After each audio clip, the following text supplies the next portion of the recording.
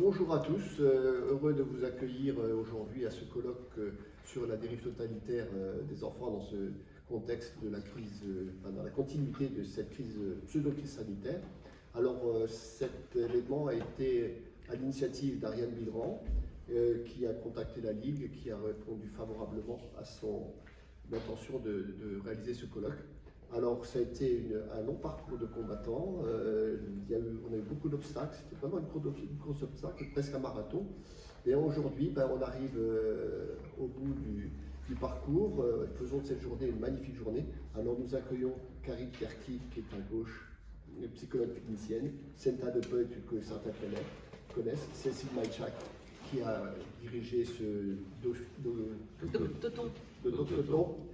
Docteur Olivier Soulier, moi-même, président de la Ligue nationale pour la liberté des vaccinations, cette vénérable association qui, depuis 70 ans, se préparait à cette violente crise qui aujourd'hui nous préoccupe. Les choses ne sont pas finies, elles continuent en profondeur et aujourd'hui, espérons que nous allons parvenir à éveiller encore quelques personnes. Merci, je laisse la parole à qui?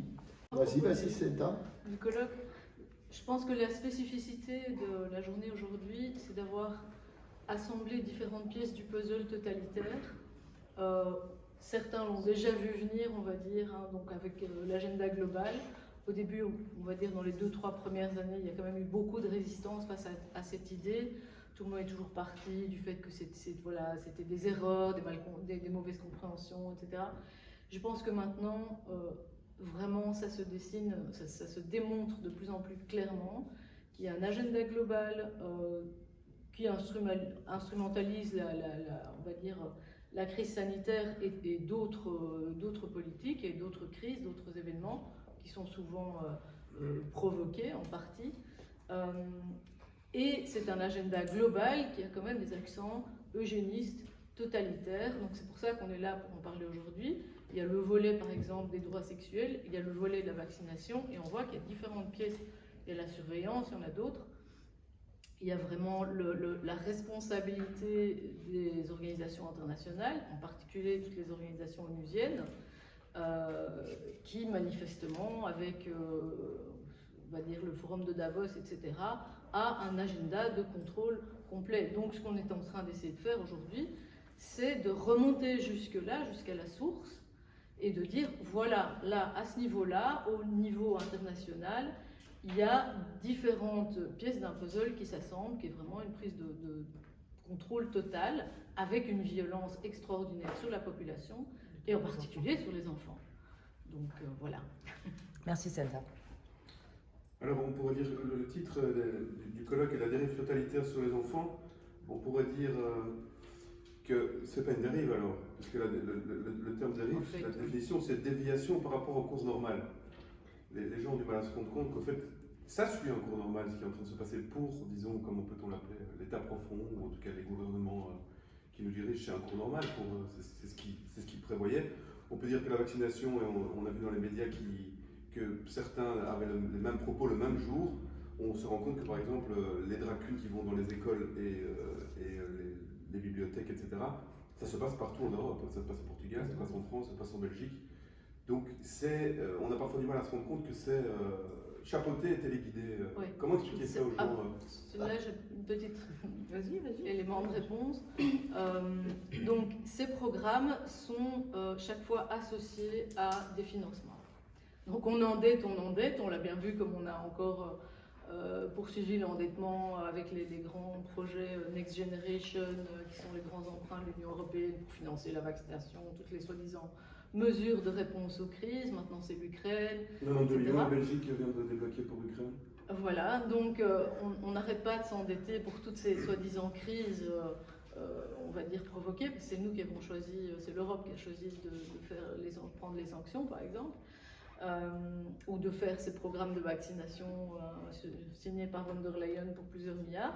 Mais donc, c'est par le biais de l'endettement et des incitants éventuellement financiers, mais vraiment de cette dette, c'est-à-dire que les financements, maintenant, on le voit par exemple avec un autre sujet en Belgique aussi, la réforme des retraites. La réforme des retraites, entre guillemets, Elle ne plaît pas actuellement au programme de l'Union européenne, ça ne va pas assez loin dans leur sens, et donc eh bien, il y a des financements qui ne seront pas débloqués tant qu'on n'aura pas fait ça. C'est la même chose avec ce programme des soi-disant droits sexuels de l'OMS, c'est la même chose, c'est lié à des financements, c'est lié à des contrats avec les États. Donc voilà, idem la vaccination, tous ces programmes en fait, c'est lié à des financements et c'est comme ça qu'ils vont y parvenir. Et au niveau de la soi-disant couverture santé universelle que l'OMS est en train de prôner et qui vont bientôt voter dans leur prochaine assemblée, la couverture, c'est pas une couverture en termes d'avoir autant de médecins et d'institutions, d'hôpitaux, etc., de moyens, de médicaments. C'est une couverture où on va coller un système d'assurance santé qui va conditionner, tout comme le pass sanitaire, etc., qui va conditionner tout le comportement des gens. Donc c'est ça ce qu'ils veulent, c'est en fait coincer les gens avec l'assurance, par exemple, pour la santé. Et tu as posé une question intéressante, elle est en deux parties, ta question. Comment faire comprendre, ou comment permettre aux gens de percevoir ce qui se passe. Je pense que beaucoup de gens commencent à comprendre, mais c'est tellement énorme ce qu'ils comprennent que c'est plus confortable de rester dans la situation où j'ai pas compris, je continue à vivre. Et je pense qu'il faut un peu accompagner les gens aussi en privé, chacun d'entre nous peut le faire, accompagner, aider, par exemple mettre en évidence ce que tu as dit, quand il y a eu cette pseudo-crise sanitaire, tout est arrivé au même moment, partout dans le monde pratiquement, et c'est pareil maintenant avec le wokisme, etc. Tout arrive en même temps, ça c'est peut-être une façon de faire comprendre mais regarde, c'est arrivé là, et là on a dit, la crise pseudo-sanitaire, tout arrive en même temps, au même moment. Là on pouvait encore dire, mais oui, mais il y avait un virus qui était partout en même temps, ce qui, soit dit en passant, n'est pas possible. Mais tout était soi-disant en même temps partout. Donc là, les gens peuvent encore dire, mais c'était là, donc il fait. Mais le wokisme, il n'y a pas une urgence absolue, actuelle, qui fait qu'on développe tout ça partout en même temps. Or, c'est le cas, pas qu'en Europe d'ailleurs. Au Canada, là, tout récemment, j'ai eu l'occasion d'échanger avec un papa qui est en situation judiciaire gravissime. Il risque la prison parce qu'il refuse d'utiliser le, entre guillemets, bon terme pour parler de son enfant en il ou elle. Donc, c'est pas qu'en Europe, en fait. Donc, et ça, c'est peut-être quelque chose qui peut aider à accompagner les gens pour la compréhension. Le fait, effectivement, d'aller loin, d'aller trop loin, est une évidence.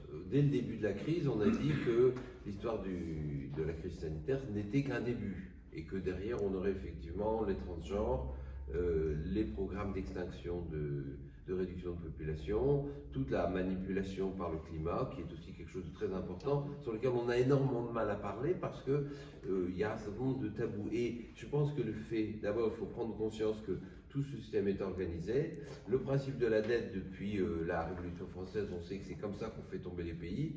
Vous avez un problème, c'est pas grave, on va vous endetter. Mais quand on vous endette, on sait que vous ne pourrez jamais rembourser, donc un peu à la fois, on vous possède.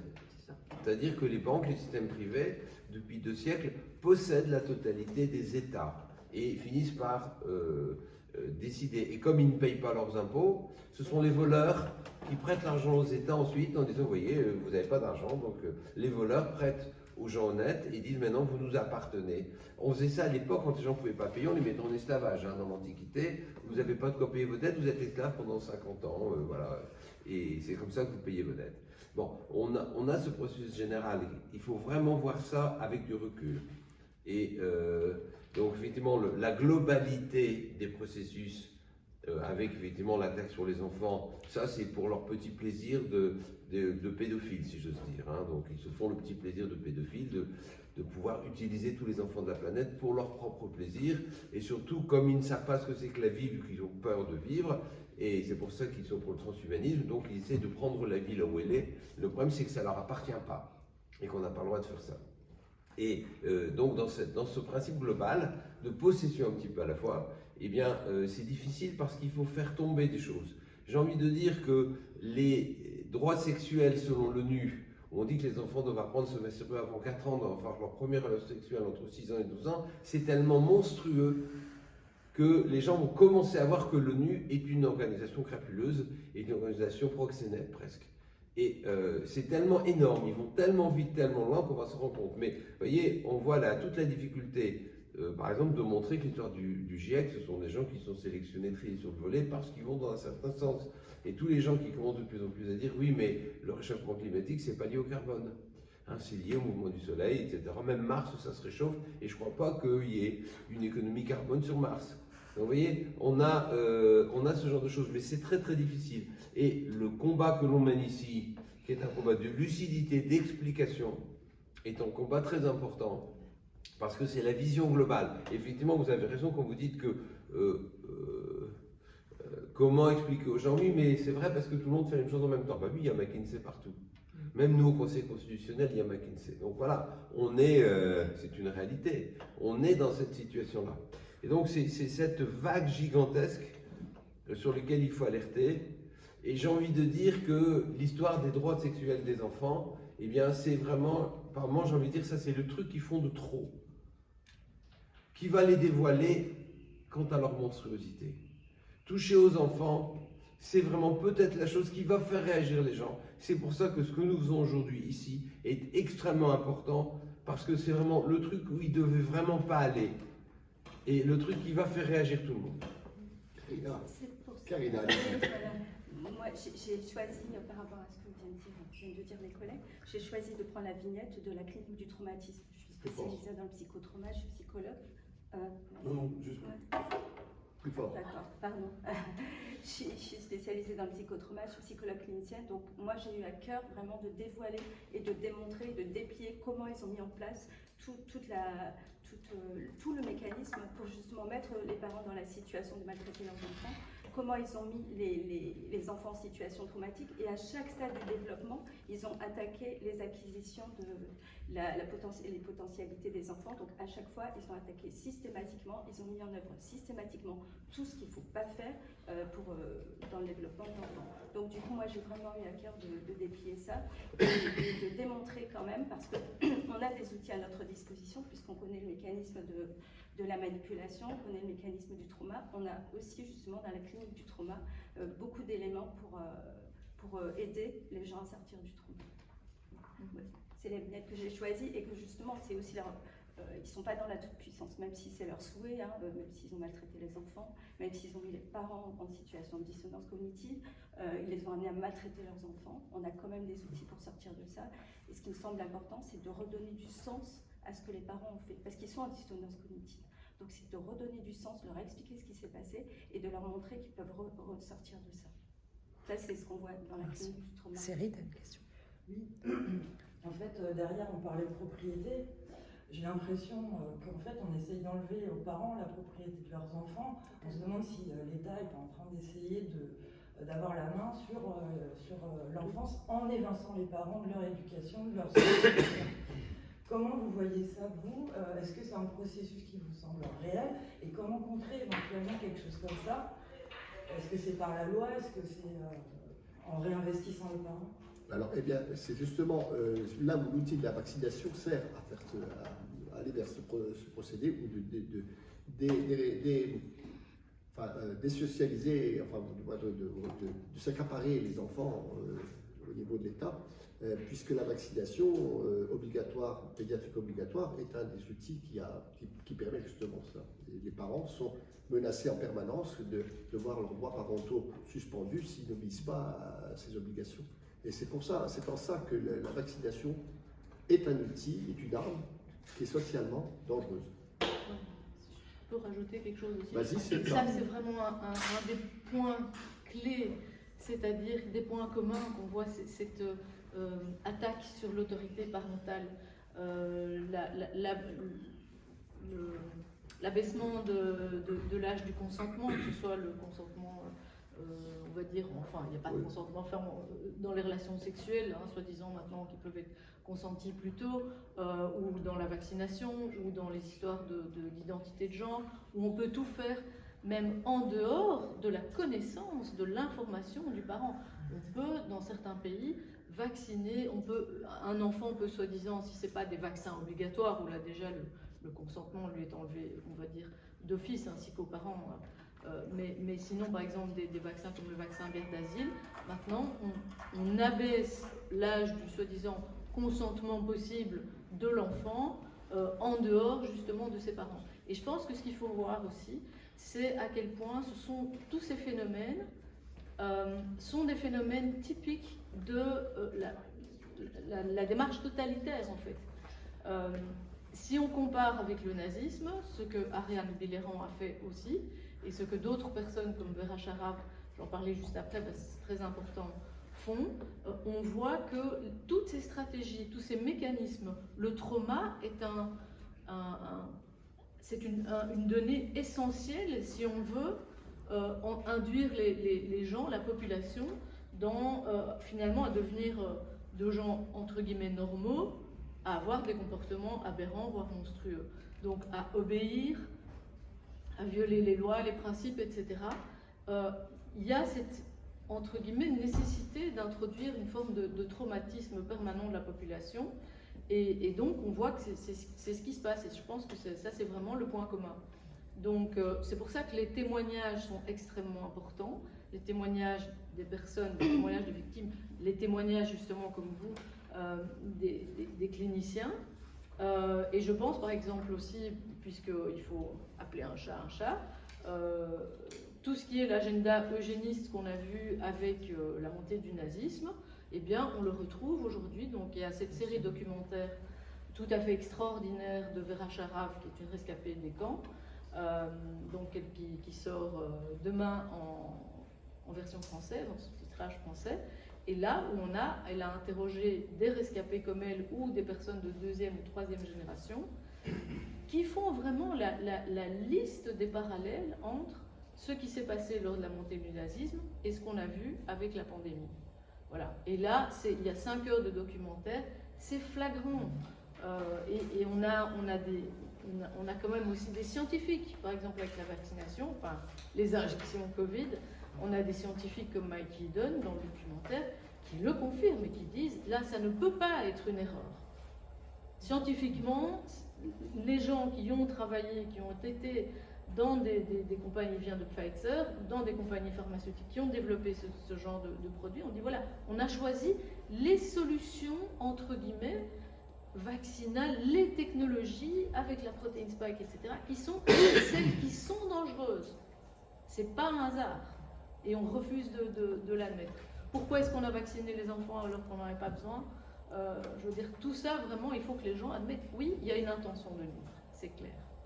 Maintenant, il faut en parler. Et une intention de s'approprier aussi ce qui, entre guillemets, appartient au peuple. Par rapport à la question que vous posiez tout à l'heure, hein, donc déresponsabiliser les parents, retirer les enfants. L'intention est de vraiment s'approprier tout ce que le peuple a acquis, tout ce que le peuple utilise. On va jusqu'à l'eau aujourd'hui. L'eau. Et je ne sais pas trop ce qu'on peut avoir de plus cher qu'un enfant. Donc c'est-à-dire qu'à partir du moment où on nous prend toutes nos richesses, y compris les enfants, puisque c'est ce qu'on a de plus cher, véritablement, c'est nous démunir totalement. L'intention, elle est là. Une possession totale. La possession totale. Oui. C'est important de voir qu'il y a une sorte de contagion du traumatisme. Quand on regarde les grands qui ont contribué à mettre en place ça, comme Rockefeller par exemple, qui était un homme profondément traumatisé, puis qui s'est retrouvé à 50 ans totalement paranoïaque, en perdant tous ses cheveux, ses sourcils et ses poils pubiens, qui montre le niveau de son traumatisme à 50 ans. Hein, donc c'est un homme profondément traumatisé qui avait un père complètement fou, qu'on appelait Bill le diabolique, Devil Bill. Et voilà, donc il était lui-même traumatisé et il a répandu son traumatisme en pensant qu'il pouvait posséder le monde, qu'il avait tous les droits, donc dans un délire. Mais il adorait, il admirait Adolf Hitler, qui était aussi un enfant martyr, qui avait un énorme traumatisme, qui était un véritable enfant du placard, battu, martyrisé, donc qui avait aussi ce traumatisme de dissociation. Et ils ont perpétuellement, en fait, on peut conquérir le monde par l'amour ou par la peur. Et là, c'est la conquête par la peur, on va tous vous traumatiser, comme ça vous serez tous comme nous. Et on pourra tous vous commander. Et quelque part, il y a presque dedans une sorte de désespoir, des gens traumatisés qui disent on va tenter de s'approprier ce qui reste encore de vie parce que nous, on n'en a pas. J'avais dit en plaisantant qu'il faudrait créer une ONG pour aller soigner ces pauvres traumatisés psychologiques que sont les membres de l'OMS ou les membres, etc. Et il faudrait trouver une solution pour faire de la psychopathologie des dirigeants et aller tenter de les soigner, parce que tant que ces gens-là sont dans leur traumatisme, ils vont tenter de propager l'idéologie de leur traumatisme. Ce qui est important de comprendre, c'est que c'est vrai qu'ils ont calculé tout.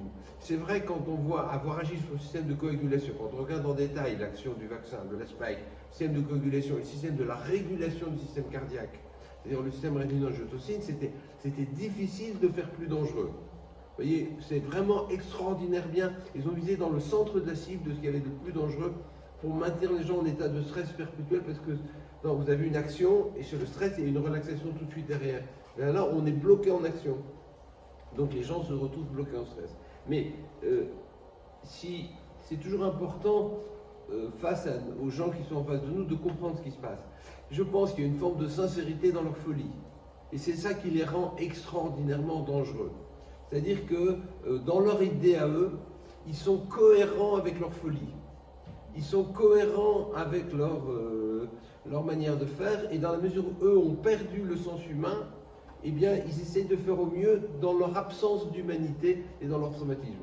Et comme on a eu un certain nombre de gens dans les dirigeants mondiaux, et on le sait, lesquels qui étaient dans ce genre de situation, eh bien, quelque part, on est dans une autre logique, dans une autre cohérence, mais une cohérence de folie. Et ils appliquent leur cohérence. Et pour eux, c'est ça qui est important de comprendre, je pense qu'il y a une forme de sincérité dans leur manière de faire. Et c'est ça qui est dramatique. Quand Adolf Hitler fait les lois juives, mais le problème, c'est pas les juifs, le problème, c'est qu'Adolf Hitler ne sait pas qui est son grand-père. Et pour moi, n'importe qui a le droit de savoir qui est son grand-père. C'est pas un droit excessif. Donc, la loi qui dit tout le monde a le droit de savoir qui est son grand-père, je la vote tout de suite. Sauf qu'on les transforme en loi juive parce que le grand-père d'Adolf Hitler est juif. Et que ça, il a pas envie de le savoir. Et tout le problème vient de là. Du coup, ce qui est une bonne intention et un droit normal de savoir qui est son grand-père, ça se transforme en une loi de persécution. Parce qu'on n'a pas compris ce qui se passait. Et c'est ça qui est important, parce qu'on ne démontrera pas le mode de fonctionnement de ces gens si on ne comprend pas leur mécanisme interne. Et quelque part, on dit que l'enfer est pavé de bonnes intentions, et on est vraiment dans cette situation. Ils nous proposent l'enfer avec les bonnes intentions de leur trauma, qui deviennent des intentions infernales, puisque, parlons clairement, vouloir dévorer les enfants, c'est l'image de l'enfer. Et l'image des ogres de notre enfance qui allaient dévorer les enfants, on y est complètement. Mais je voudrais juste rajouter quelque chose. Tu décris, on va dire, ce qui se passe au niveau des individus. Je pense qu'il y a quand même aussi une volonté, on va dire, je pense que le pouvoir, et ça c'est vraiment quelque chose, en tout cas moi, il m'a fallu des années pour en arriver à cette conclusion. C'est-à-dire qu'il y a quand même une matrice de pouvoir, de famille, de banquiers, etc., de famille royale, et tout, qui se maintient par justement l'utilisation du trauma. C'est une politique. Alors évidemment, il y a des individus où on recrute les individus chez qui il y a déjà une fragilité ou un trauma qui est existant. Il y en a d'autres où ce sont des choses qui se perpétuent et où on voit bien aujourd'hui qu'il y a quand même au niveau, et ça c'est les gros dossiers, donc parce que d'un côté il y a les politiques, ce qu'on voit qui est mis en place pour les organisations onusiennes, etc. Mais il y a aussi les dossiers, on va dire, de l'état profond, où on voit qu'en fait, oui, il y a quand même entre l'affaire Epstein et Bill Gates, les relations, elles étaient là depuis la fin des années 80. Au sens de revenir sur la position qu'on a eue initialement, c'est compliqué de revenir en arrière, c'est comme d'avouer qu'on a été dupé en fait, hein, et ça c'est insupportable, parce que c'est tellement énorme quand on commence à se rendre compte que voilà, ça a été les vaccins, mais il y a d'autres choses, quand on commence à faire le maillage, hein, comme c'est celle-là, ça devient insupportable et même impensable, et c'est pour ça qu'il y a quelque chose on est dans les fractions psychiques, on est dans le trauma. Donc qu'est-ce qu'on fait quand on est traumatisé? Eh bien, on dénie la réalité et on continue à maintenir cette discordance. Mais par rapport aux enfants, et c'est là, je pense qu'on a un levier important, ils sont allés, voilà, ils sont près nos enfants maintenant, et que là, il y a quelque chose pour les parents de se voir en situation de maltraiter leur enfant. Là, il y a quelque chose qui réagit. Moi, je le vois du côté des parents. Je travaille depuis plusieurs années auprès de patients et donc de parents qui sont traumatisés. Et il y a quelque chose voilà, qui vient faire écho en eux. Et donc, ça, c'est notre levier pour pouvoir changer les choses. Et c'est en train de bouger tout doucement. Mais il faut vraiment de la patience, il faut du soutien, il faut vraiment soutenir les gens qui sont en discordance. C'est vraiment, ils ont besoin de ça et de toute leur attention, parce qu'au moment où ils se rendent compte qu'ils ont été mis en situation de discordance, c'est très violent, c'est vraiment très violent, parce que c'est ce qu'on appelle les mémoires traumatiques, quand ça se réveille, c'est hyper violent, donc il faut vraiment les contenir. Moi, j'appelle ça le temps de la compassion. C'est vraiment de ne pas juger les parents, vraiment être dans la bienveillance à leur égard, et que ce soit les collègues, les parents, enfin voilà, de manière plus générale, je crois qu'il faut vraiment être dans la compassion. Parce qu'on leur a raconté en plus, parce que c'est très pervers ce système, on leur a raconté que sous couvert d'autorité, on allait prendre soin d'eux. Et ça, on est dans la dynamique des enfants abusés. Des parents qui maltraitent leurs enfants, c'est impensable pour un enfant. Donc il va continuer à aimer ses parents coûte que coûte. Parce que ne pas les aimer, c'est se priver d'amour et du fondement de sa constitution psychique. Donc ils vont rester là-dedans. Donc c'est là où on peut justement les aider et à rebasculer, d'abord de réaliser qu'effectivement, il y a des parents, il y a une autorité qui a été malfaisante pour eux et pour leurs enfants. Et c'est là où on a vraiment un levier. Oui, alors je pense que là, c'est une approche sociologique qu'il faudrait avoir, c'est-à-dire considérer effectivement le comportement des gens. Moi, j'ai vu cette semaine de témoignages, une nièce d'abord, où j'annonçais que j'avais organisé ce colloque. Elle-même a été toute sa vie assistante sociale auprès de l'ASE, l'association sociale à l'enfance. Et donc, mais elle ne voit pas la réalité de ce qui se passe actuellement. Mais non, il y a des lois en France qui empêchent la maltraitance, etc. Tout est bien fait. Ça, et donc, il y a un barrage. Et pas plus tard qu'hier soir, j'étais là où je dors avec une personne et tout va bien. Au contraire, aujourd'hui, il y a une partie de la population qui dit tout va bien. Et l'autre qui, malheureusement, il faut avoir un moment à faire voir un proche disparaître. Je rappelle qu'aujourd'hui, c'est aussi la journée mondiale de témoignage aux victimes de ces vaccinations expérimentales, de ces injections expérimentales. Donc la prise de conscience passe par là, malheureusement, par le drame, etc. Alors tous ces gens qui meurent au champ d'honneur, quelque part, vont nous aider. C'est dans toute guerre, puisque nous sommes en guerre. Il y a des termes, c'est nous sommes en guerre, tout en même temps. C'est pas quelqu'un en particulier. Eh bien, voilà. Il a fallu dans toutes les guerres, tout le monde parle à fleur au fusil, puis à un moment, face à la montée des drames, il a fallu en 14-18 attendre 2017 avant que ça ne bascule. On en est là aujourd'hui. De quel côté ça bascule, personne ne sait. Ça, c'est une approche sociologique qu'on essaye aussi d'approcher. C'est pour ça aussi que notre rôle en tant que Ligue nationale pour la vaccination doit être accompagné par différentes spécialités, dont les psychologues, dont les médecins, dont les politiques aussi. Moi, je vais revenir parce qu'on a abordé la question par rapport au journalisme aussi, et puis bon, on est parti ailleurs. C'est vraiment ça que j'aimerais vous entendre sur la médiatique, en fait, Oui. le rôle des médias. Oui, si je peux, c'est moi la journaliste. Voilà. Non, mais bon, voilà. Ça n'a pas encore été mentionné, donc oui, non, parce que là, j'ai vraiment effectivement une expérience, par exemple, avec l'autisme et la vaccination. Donc, j'ai le grand honneur de ne travailler que sur des sujets. Je ne me souviens pas d'un événement auquel j'ai participé ou que j'ai organisé où il n'y a pas eu des tentatives de censure. C'est bien simple, voilà, c'est comme Alexandre, ma carte de presse, n'en parlons pas, j'en ai pas non plus, on me la refuse. Bon, après, j'ai pas mené le même combat, mais il est clair qu'il m'est arrivé régulièrement de rencontrer des journalistes honnêtes qui venaient, qui travaillaient parfois, bon, je sais pas, TV5 ou pour d'autres, ou Arte, enfin, il y en a eu, ou des journalistes qui venaient avec, en tout cas, personnellement, une démarche de se dire, il y a plein d'autres médias. Ils viennent, ils se disent ok, moi je vais faire un sujet, je vais essayer, je sais bien que votre truc c'est très controversé, mais voilà, j'ai envie de faire quelque chose, un travail journalistique sincère. Donc en donnant éventuellement deux points de vue différents. ça n'est plus possible. Donc à chaque fois, je leur ai dit, écoutez, je sais que ça ne va pas passer. Et en général, il y a oui, pour les autres sujets, etc. Non, je sais bien qu'à la fin du compte, je veux dire, il va y avoir d'en haut une interdiction de passer le sujet, ou bien ma partie, mon témoignage ne passera pas, on montrera juste quelques antivax avec un slogan un peu débile. Vous voyez ce que je veux dire, voilà, des excités. Et il n'y a plus moyen d'avoir un débat, une parole. La raison, c'est très simple, parce que dans les agences de presse, déjà, sont toutes aux mains et de l'industrie.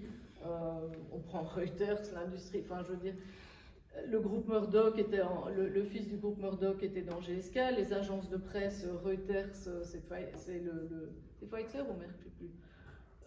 Un des deux, enfin bon.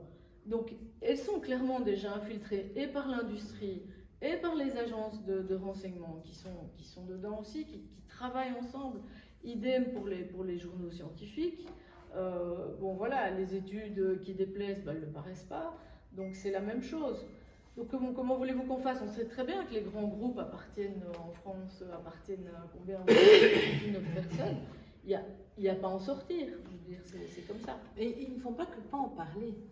Oui, c'est pas seulement, si encore ils faisaient que ne pas en parler, ce serait une chose, mais ils discréditent aussi systématiquement toute personne qui parle de tout ce dont on parle ici, et donc de fait empêchent ceux qui sont de l'autre côté de l'écran, les empêchent de réfléchir sur ces différents points. Il y a une vraie peur pour les gens de commencer à réfléchir dans ce sens-là. Hein. Mais oui, c'est à tel point, moi je vais citer un exemple incroyable. Bon, alors maintenant on essaie, il y a la stratégie, c'est vraiment la de propagande malfaisante.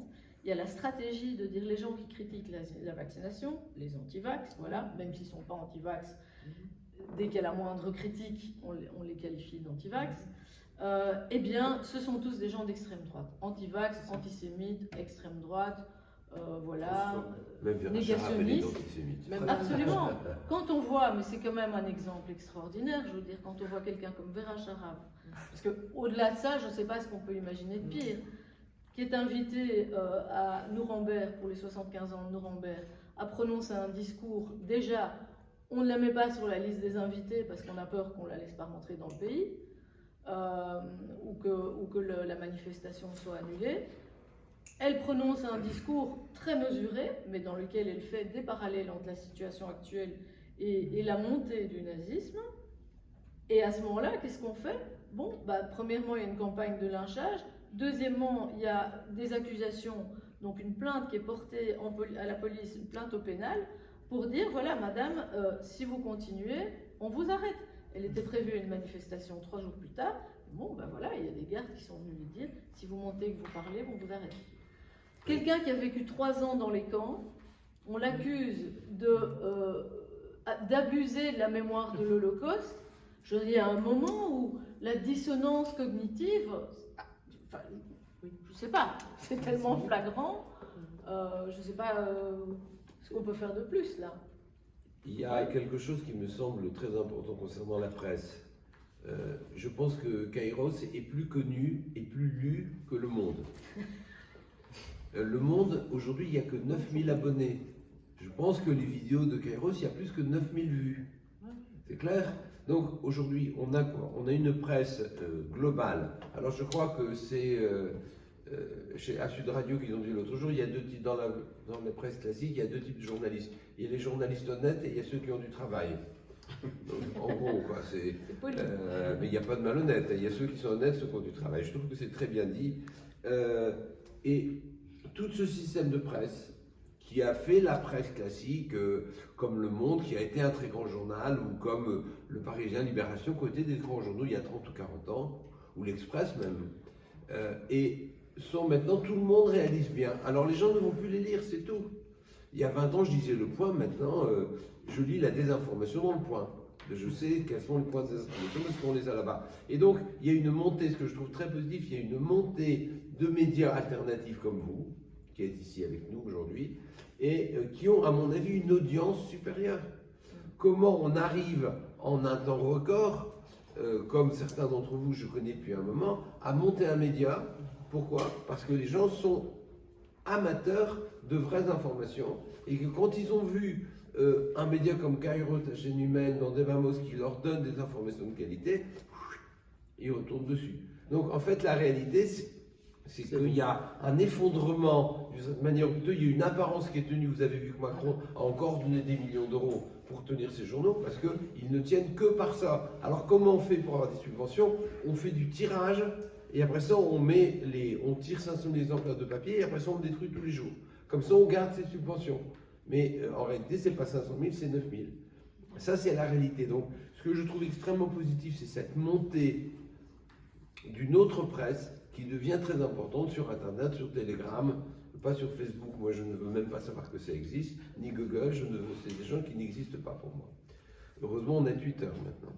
Ok, on arrive à la fin. Je voulais vous poser une petite question en quelques 30 secondes. Est-ce que vous pourriez, parce que vous êtes des hommes et des femmes engagés, mais des hommes et des femmes avant tout, nous donner en quelques mots vos impressions depuis 2020? Par quoi vous êtes passé depuis 2020 pour qu'on puisse s'identifier à des professionnels comme vous et voir l'humain qui est à travers vous, pour chacun? 30 secondes, merci. Personnellement, depuis 2020, je suis la tête dans le guidon au quotidien, et puis c'est épuisant à la fin. Enfin, je ne sais pas, on s'épuise malheureusement. Mais ce qu'on fait, c'est de passer le relais, et c'est justement ces occasions d'essayer de passer le relais avec les plus jeunes qu'il y en a dans la salle aujourd'hui. Et ça c'est le bon espoir. À toi, Olivier. Merci Jean-Pierre. Oui, moi, en tant que médecin, j'ai pas du tout été surpris de ce qui se passait parce que c'est exactement ce que j'attendais depuis 40 ans, puisqu'on a vu monter Big Pharma depuis 40 ans et comme ça monte depuis un siècle. Donc, j'ai pas du tout été surpris. Quand c'est arrivé, j'ai dit à mes confrères, mais vous le voyez pas arriver, ça fait longtemps que ça arrive. La seule chose, c'est qu'avant, ça ne touchait que les médecines alternatives, l'homéopathie, les médecines naturelles, et là, ça a touché la totalité de la médecine. Donc, je m'attendais parfaitement à ça, j'ai pas du tout été surpris, et donc, ça m'a semblé très logique. Donc voilà, j'ai eu aucune forme de... Je me dis, ça y est, on y est. Voilà, on y est. Cécile. Par quoi je suis passée? Ouh là là, vraiment 2 minutes, c'est ça? 30 secondes, Non, mais quelques alors, émotions. Vraiment, ces situations, elles touchent 2 valeurs qui sont importantes pour moi. C'est une première valeur, c'est celle de la justice. Donc, ce qui s'est passé pour moi était complètement injuste. Déjà, la manipulation du départ, la peur qui a été faite aux gens, j'ai trouvé ça particulièrement injuste. Par rapport à des proches, notamment âgés, ça m'a vraiment touchée. Et puis ensuite, la deuxième valeur, c'est l'utilité. Donc, j'ai eu envie d'être utile dans cette cause.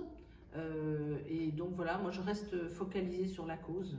Je reste là-dessus en fait. Et ce vers quoi je vais maintenant, c'est quand même de retourner, parce que je me suis fort éloignée de la vie au quotidien, non investie par la cause, un peu trop fort peut-être. Et donc c'est d'y retourner pour comprendre aussi comment ça se passe de l'autre côté.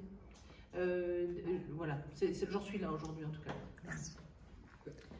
Karine là d'abord, puis tu termines cette. Alors, par quoi je suis passée?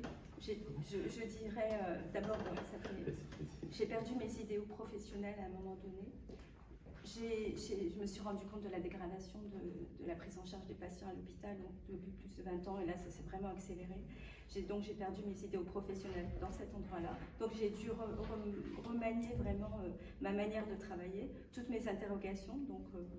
Et puis voilà, je m'investis maintenant parce que ce qui est important pour moi, c'est de remettre du sens dans ce qui se passe. Et je ne sais pas si on peut le dire comme ça, mais peut-être de devenir une psychologue alternative. Comme il y a des journalistes alternatifs. Je crois que même ce mot qui était péjoratif à un moment donné, je trouve que voilà, on a inventé une nouvelle, moi je dirais clinique, une nouvelle manière d'exercer notre profession. Et ça rejoint vraiment là mon éthique professionnelle et mon éthique personnelle. Il y a vraiment eu la conjonction des deux pour moi, et c'est pour ça que je suis là aujourd'hui aussi. Senta, c'est le mot de la fin pour toi. Oui, c'est un peu comme Olivier, enfin voilà, je l'ai vu venir aussi, peut-être pas, enfin voilà, c'est quand même, on a quand même le choc de l'ampleur de tout ce qui se passe, hein, même si on a pu l'imaginer, le vivre c'est quand même autre chose. Moi ce qui m'a peut-être le plus choqué, c'est le nombre de gens qui ont été complètement pétrifiés, qui ont obéi, qui ont marché, qui refusent de voir, c'est plus ça en fait. moi, ça m'a vraiment choqué. Après, je pense que ce qui est extraordinaire, c'est voilà, le réseau qui s'est créé au niveau international. Bon, je me souviens, il y a quelques années, on était juste quelques-uns à avoir vraiment soi-même subi dans son environnement proche peut-être des dommages vaccinaux, des choses comme ça. Et puis là, bon, maintenant, je veux dire, tout le monde, énormément de gens dans tous les secteurs sont obligés de se rendre compte de ce qui se passe. Donc il y a quand même de l'espoir, il y a vraiment... et il y a des très très belles rencontres qui se font tout le temps, en Belgique, en France, mais partout dans le monde. Donc voilà. Merci à vous. Merci. Merci.